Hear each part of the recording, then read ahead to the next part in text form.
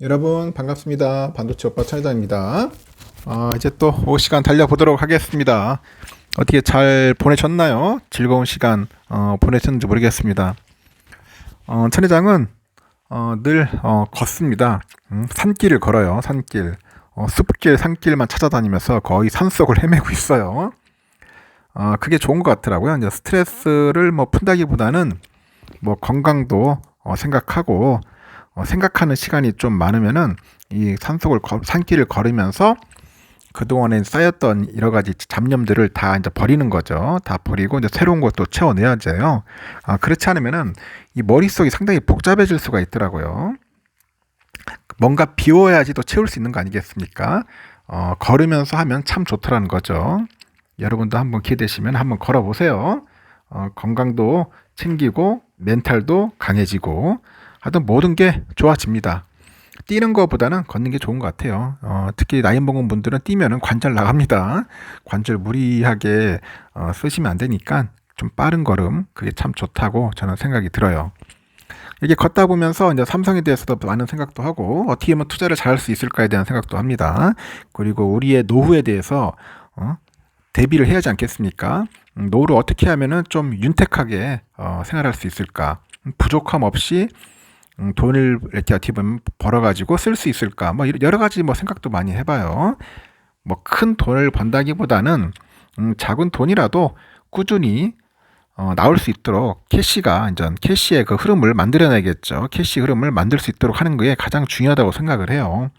그때 뭐 배당이 관련된 생각도 많이 하겠죠. 배당 관련된 이야기도 많이 하는데 아직까지 여러분들 은퇴하지 않은 분들은 이제 성장 위주로 좀 해야겠죠. 성장 위주로 해가지고 수익을 좀 창출을 해야 합니다. 수익 창출 아주 중요합니다. 그 주식 투자하는 목적이 뭡니까? 그냥 모으려고 하는 거 아니잖아요. 모으려고 하는 게 나중에 이제 수익을 창출하기 위한 하나의 그 방안으로서 이제 주식 투자를 선택한 거니까. 하여튼 종목도 잘 선택해야 하고 기업 선택 그런 거 잘해야 합니다. 그리고 흔들리지 마세요. 요즘 워낙 그 다양한 채널 방송 너무 많아요. 헷갈려. 뭐 이 방송 저 방송 다 다르지 않습니까? 뭐 검증 안 된 것도 많고 개미들 꼬시기 좋은 것도 많고 뭐 리딩방으로 유도하는 것도 많고 상당히 많아요. 그런데 여러분 현혹되지 마세요. 그냥 여러분이 보시고 조금 도움이 되겠다. 정신적인 도움이 되겠다. 그러면은 그런 방송들은 뭐 들을만 하는데 그렇지 않으면은 굳이 뭐 들으면서까지 시간을 거기에 소비할 필요는 없다고 생각을 합니다. 요즘 보니까 국내 증시가 이제 연초부터 이어진 조정을 이제 마무리하고요. 이제 반등할 거라는 그런 기대감이 높아지고 있습니다. 증권가에서는 이제 이 밸류에이션하고 이제 중국 경기하고 빅테크 실적 등을 이제 근거로 하는 것 같아요. 그리고 증시가 거의 바닥에 가까웠다 이렇게 진단하면서도 이 단기적인 변동성에 주의해라 그런 겁니다. 단기적인 변동성 상당히 그 변동성이 좀 심할 겁니다. 뭐 위아래로 올라갔다 내려갔다 하면서 변동이 좀 크지 않겠냐 보는데 일단은 여러분 19일날 보면은 그 코스피가 전일 대비 32.7포인트나 올랐습니다. 2472.74에 거래 마쳤고 올 들어서 가장 크게 상승을 했습니다. 지금 보니까 대만의 그 파운드리 업체죠. TSMC가 예상치를 상회하는 또 실적도 발표를 했고요. 또 삼성전자도 그렇고 하이닉스도 그렇고 좀 약간 떡상을 했죠. 오랜만에 또 4% 이상 올라주고 그러다 보니까 삼성전자가 바닥을 기다가 그래도 시원하게 한번 3,000원 올랐습니다. 3,000원. 이 3,000원씩 오르는 게 쉽지 않은데 모처럼 불기둥을 받고요. 증권가에서는 연초부터 이어진 주가 하락으로 이제 증시가 이제 바닥에 근접하면서 이날 반등이 이뤄진 것으로 보고 있는데 이 바닥 신호는 크게 세 가지로 볼 수 있다고 하는 것 같아요. 첫 번째는 증시의 밸류에이션이라고 해요. FN 가이드에 보니까 지난 19일 기준 코스피 200 지수의 12개월 선행 PER 이 PER이 9.79배를 기록을 해가지고 지난해 11월 8일 이후 약 2개월 만에 10배 이하로 내려왔다는 겁니다.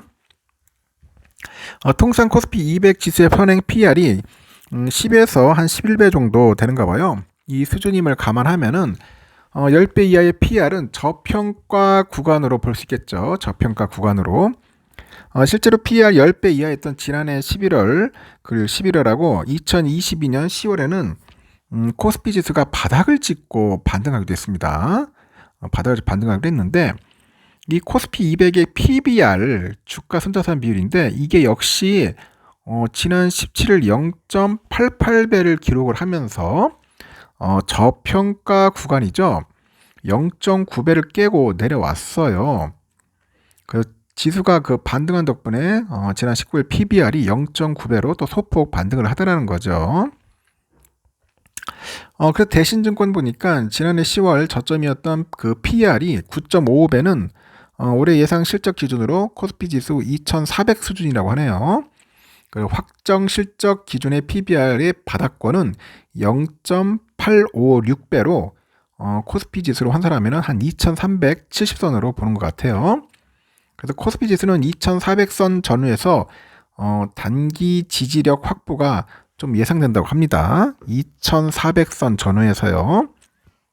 그래서 코스피의 그 일방적인 약세의 원인이었던 수급보다는 정점을 통과했다, 그렇게 보는 것 같아요.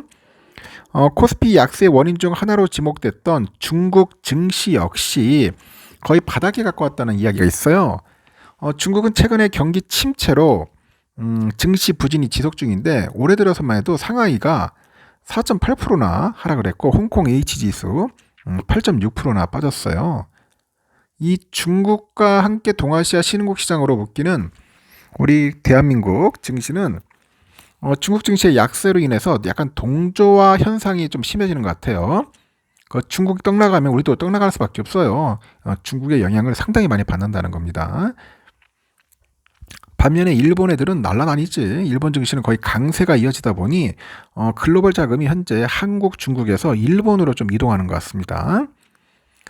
상하이 지수의 그 PBR이 1.05배인데 최저 수준에 근접을 했고, 올해 3월부터 이제 기저 효과로 인해서 중국 소비자 물가의 그 반등 가능성, 그리고 중국 시중의 유동성 공급량이 증가세로 전환했다는 점도 감안해야 하지 않겠냐, 그런 이야기도 있고, 또 세 번째 반등 근거 보니까 글로벌 빅테크 기업들의 실적인데, TSMC 어닝 서프라이즈로 인해서 반도체 주가가 크게 반등한 것처럼 빅테크 실적의 그런 강세는 국내 증시에도 긍정적인 영향을 미칠 수 있겠죠.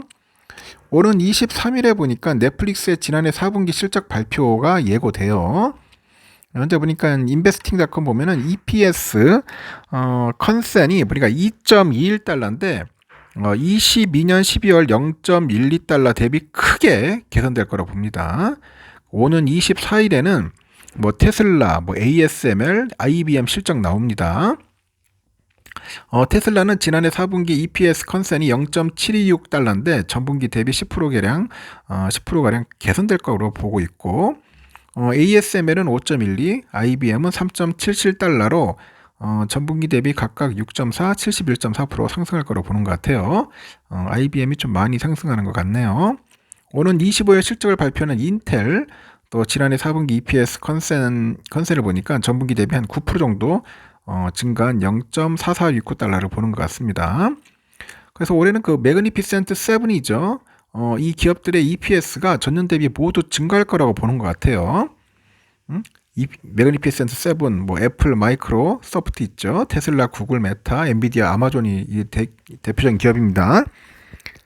미국의 그 대형 성장 기업들의 실적 발표 이후에 이익 추정치 조정 여부는 국내 반도체 업종의 이익 개선에 그 대해서 신뢰랑 외국인 투자자 수급에 영향을 줄 것 같아요.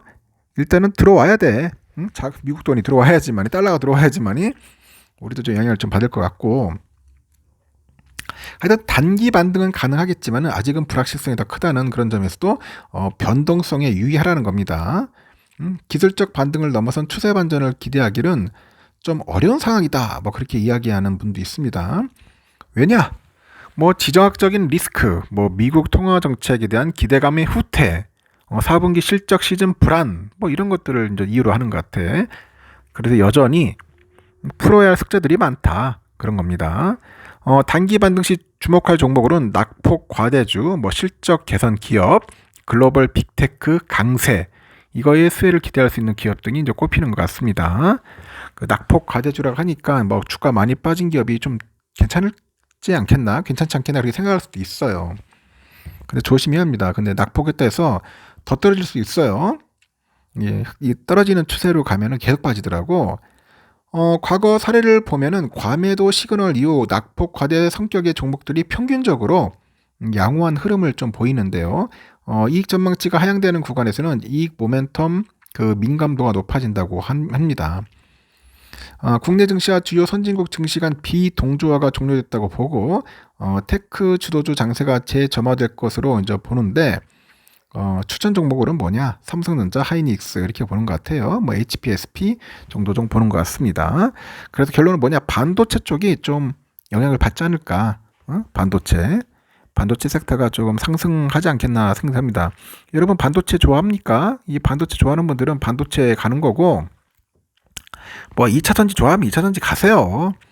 저는 별로 가라고 권유하지 않는데, 너무 2차전지에 이제 몰입하는 분들이 꽤 많더라고. 아직까지도 2차전지가 좋다고 막 하는데, 뭐 나쁘다는 건 아닌데 올해는 그렇게 썩 유쾌하지는 않을 것 같아요. 작년에 워낙 재미를 봤기 때문에 2차전지 저는 비춘 것 같아요. 일단 반도체가 좋습니다. 반도체. 하여튼 천 회장의 반도체 사랑은 무조건이지 뭐, 최고지 뭐. 저보다 더 좋아하는 사람 있으면 나와보라고 하십시오. 없을 겁니다. 하여튼 여기까지 하겠습니다. 하여튼 뭐 재미있는 이야기는 또 다음 시간에 여러분들께 전달하도록 하겠습니다.